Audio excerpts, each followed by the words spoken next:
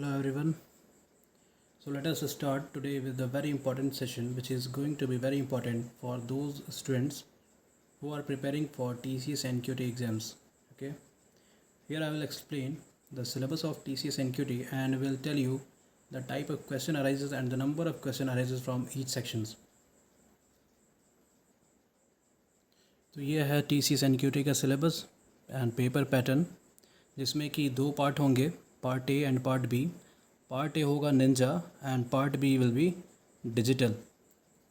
इस बार हर बार का क्राइटेरिया कुछ डिफरेंट होता था, लेकिन इस बार का ये है कि अगर आप पार्ट ए क्लियर करते हैं, दैट इज़ फाउंडेशन, अगर फाउंडेशन आप क्लियर कर लेते हैं तो आपको निंजा में सिलेक्शन होगा जिसका पैकेज है 3.60 लाख पर एनम. और अगर पार्ट ए पार्ट बी दोनों क्लियर करते हैं तो डिजिटल मिलेगा जिसका पैकेज है 7.2 lakh per annum to 7.60 lakh per annum. हर बार क्या होता था कि डिफरेंट मतलब सेपरेट पेपर होते थे. पार्ट ए अलग होता था, पार्ट बी अलग होता था. निंजा और डिजिटल का डिफरेंट पेपर होते थे अलग डे पे. लेकिन इस बार क्या है कि सब पेपर एक साथ में होंगे. आप जिसका कट ऑफ पार करेंगे, पार्ट ए या पार्ट बी का, दोनों कट ऑफ पार करेंगे तो आपको डिजिटल मिल जाएगा. अगर पार्ट बी आप नहीं कर पाते हैं तो पार्ट ए में अगर आपका कट ऑफ सही है तो आपको पार्ट ए मतलब निंजा में आपको सिलेक्शन दे दिया जाएगा. और फिर उसमें सिलेक्शन देने के बाद 1 ईयर TCS ट्रेनिंग देगा आपको, और ट्रेनिंग देने के बाद पार्ट डिजिटल में आपको कन्वर्ट करेगा. ऐसी इन्फॉर्मेशन मिली है TCS की तरफ से. तो अभी स्टार्ट करते हैं हम लोग. पार्ट ए और पार्ट बी में क्या क्या पैटर्न होंगे, क्या क्या सेक्शन होंगे, टाइम कितना होगा, क्वेश्चन कितने होंगे, तो हम लोग सब लोग डिटेल में देखेंगे. ठीक है. तो सेक्शन में पार्ट ए पार्ट बी में, पार्ट ए में होगा trades, numerical ability, verbal ability, reasoning जो कि पहले नहीं था, 2022 में आया ये नया. 2022 एंड 2023 बैच में रहेगा ये रीजनिंग. बाकी सब पहले जैसे हैं. एडवांस क्वांटिटेटिव होगा इसमें पार्ट बी में, advance reasoning and advance coding. Advance coding में 2 क्वेश्चन होंगे और दोनों के लिए जो टाइमिंग मिलेगा वो सेपरेट टाइमिंग मिलेगा. तो न्यूमेरिकल एबिलिटी पार्ट ए में 25 क्वेश्चन रहेंगे, वर्बल एबिलिटी में 20 क्वेश्चन, रीजनिंग एबिलिटी में 20 क्वेश्चन. एडवांस क्वांटिटेटिव में जैसे कि 10 क्वेश्चन रहेगा, एडवांस रीजनिंग में 10 क्वेश्चन और एडवांस कोडिंग में 2 क्वेश्चन जिसका टाइमिंग होगा 55 मिनट. एक प्रोग्रामिंग के लिए होगा 35 मिनट और एक के लिए होगा 25 मिनट. ठीक है. पार्ट ए में ध्यान रखिएगा, इसमें टाइमिंग का बहुत बड़ा प्रॉब्लम होता है. Time management is very important in part A, that is foundation section, and paper is easy in part A. So we'll see the other numerical ability section. तो अभी हम लोग देखेंगे numerical ability that is advanced quantitative. ये part A में और part B that is foundation और advance दोनों में ये पूछे जाएंगे. जिसमें F लिखा है वो फाउंडेशन के लिए इम्पॉर्टेंट है, और जो B लिखा है वो बोथ दोनों के लिए, फाउंडेशन और एडवांस के लिए, और जिसमें A लिखा है वो सिर्फ एडवांस के लिए इम्पॉर्टेंट है. आप दोनों पढ़ सकते हैं चाहे तो. ठीक है. तो न्यूमेरिकल एबिलिटी में जो सेक्शन होंगे वो होगा एलिमेंट्री स्टैटिस्टिक जो कि कैरी करेगा 2 to 3 क्वेश्चन, परसेंटेज करेगा 4 to 5 क्वेश्चन. जो भी रेड कलर में है वो इम्पॉर्टेंट है, जिसमें ज़्यादा क्वेश्चन पूछे जाएंगे इस बार. एलिमेंट्री स्टैटिक्स में 2 to 3 क्वेश्चन जो कि फाउंडेशन के लिए इम्पॉर्टेंट है. परसेंटेज के लिए में 4 से 5 क्वेश्चन पूछेगा. टाइम एंड वर्क में 1 से 2 क्वेश्चन, और एरिया एंड मेजरमेंट में 1 से 2 क्वेश्चन. नंबर सिस्टम में HCF LCM पूछ सकता है, 1 से 2 क्वेश्चन, उससे ज़्यादा नहीं पूछेगा. उसके बाद लीनियर इक्वेशन में 0 से 1 क्वेश्चन पूछ सकता है. Data interpretation is very important and very easy. Data interpretation बहुत आसान है और बहुत ज़्यादा इंपॉर्टेंट है, जिसमें कि 4 से 5 क्वेश्चन पूछ सकता है. Simple interest and compound interest में 3 से 4 क्वेश्चन पूछ सकता है. ठीक है. सिंप्लीफिकेशन जो कि बोर्ड मास, रूट्स और पावर के बेसिस पे पूछ सकता है. इसमें 5 से 6 क्वेश्चन होंगे और ये बहुत आसान सेक्शन होता है सिंप्लीफिकेशन. बस कैलकुलेशन का लोचा होता है, बाकी सब ठीक होता है. और आपको TCS में कैलकुलेटर भी मिलेगा, तो ये मतलब ईजी हो जाएगा बहुत ज़्यादा. प्रॉफिट एंड लॉस में 3 से 4 क्वेश्चन पूछ सकते हैं. उसके बाद आता है स्पीड, डिस्टेंस एंड टाइम, जो जिसमें ट्रेन पे क्वेश्चन पूछ सकता है. Train is very important in speed, distance and time. जिसमें कि 1 से 2 क्वेश्चन पूछेंगे। Mixture, ratio and partnership. Partnership is very important. Partnership बहुत ज़्यादा इंपॉर्टेंट होने वाला है, क्योंकि इसमें 3 से 4 क्वेश्चन पूछेगा और इसके न्यूमेरिकल भी ज़्यादा टफ नहीं होते, ईजी होते हैं। उसके बाद प्रोबेबिलिटी में 2 से 3 क्वेश्चन पूछ सकता है।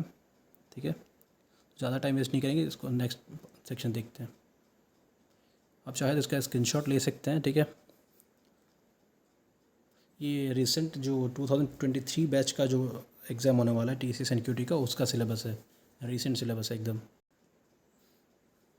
रीजनिंग एबिलिटी और एडवांस रीजनिंग, ये भी दोनों सेक्शन में पूछे जाते हैं। एडवांस रीजनिंग में थोड़े टफ क्वेश्चन आते हैं और रीजनिंग एबिलिटी जो कि पार्ट ए में थोड़े आसान पूछे जाते हैं। जैसे कि बताया गया था, बी होता है बोथ के लिए, एफ है फाउंडेशन के लिए इंपॉर्टेंट है, और ए जो है एडवांस के लिए इंपॉर्टेंट है। तो इसका टॉपिक डिस्कस कर लेते हैं फटाफट। कोडिंग एंड डिकोडिंग, जिसमें कि ABCD का 1 2 ये सब कोडिंग होता है। तो उस कोडिंग एंड डिकोडिंग से पूछ सकता है 6 से 8 क्वेश्चन। जो भी रेड वाले हैं बहुत ज़्यादा इंपॉर्टेंट है ये, सिर्फ ये पढ़ लेगा तो आपका सिलेक्शन होने का बहुत ज़्यादा चांसेस बन जाएगा। कोडिंग एंड डिकोडिंग में 6 से 8 question. Cut off and unfold and unboxing cubes type के क्वेश्चन रहेंगे, तो 3 से 4 पूछ सकते हैं। अटेंशन टू डिटेल, एक क्वेश्चन पूछ सकते हैं। ब्लड रिलेशन फैमिली ट्री से 5 से 6। डेटा अरेंजमेंट से 5 से 7 क्वेश्चन पूछ सकते हैं। विजुअल रीजनिंग से 2 से 3 पूछ सकते हैं। वेन डायग्राम, इसमें 4 से 5 क्वेश्चन पूछ सकता है। सिलोजिज्म में 2 से 3।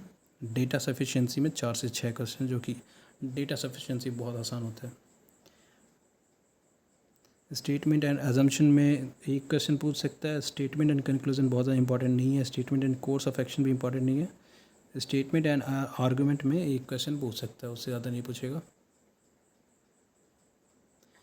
ये रीजनिंग अभी न्यूली एडेड है सिलेबस में, तो इससे उम्मीद है कि इसमें ज़्यादा टफ क्वेश्चन नहीं आएंगे, ईजी क्वेश्चन बन के आएंगे, क्योंकि दूसरी बार एग्ज़ाम होने जा रहा है रीजनिंग का TCS में।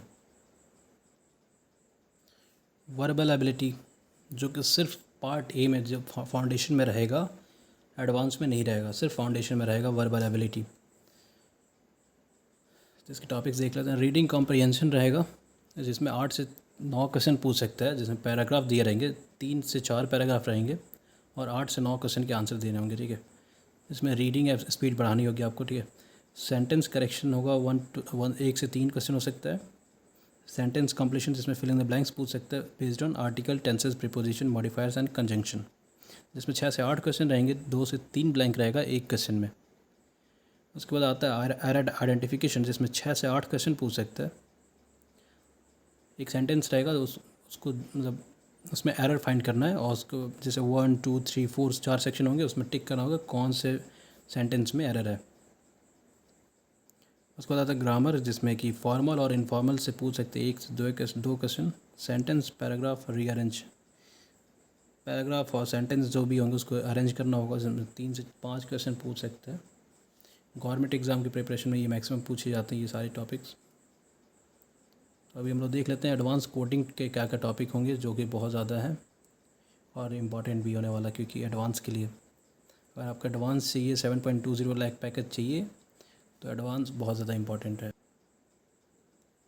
ये एडवांस कोडिंग के इंपॉर्टेंट टॉपिक्स है, जिसमें कि आपको ये सारे टॉपिक्स पढ़ने होंगे एडवांस कोडिंग के लिए। ऑपरेटर्स है, लूपिंग स्टेटमेंट, थ्रेडिंग है, ओप्स, थ्रेडिंग 2 बार हो गया है। फंक्शंस, रिकर्सन, एल्गोरिथम्स, अरेज बहुत ज़्यादा इंपॉर्टेंट है। Looping statement is very important. उसके बाद मल्टी डायमेंशनल अरे में आता है, बहुत ज़्यादा इंपॉर्टेंट है। Flow control loops is important and string is very important, तो इसमें से पूछ सकता है। उसके बाद नंबर सीरीज़, पैटर्न सीरीज़ में हर बार क्वेश्चन पूछे जाते हैं। ठीक है, उसके बाद आता है functions, recursion, algorithms, arrays, control statement, strings and data structure में link list, stack, queue, trees and graph के बारे में पूछ सकते हैं।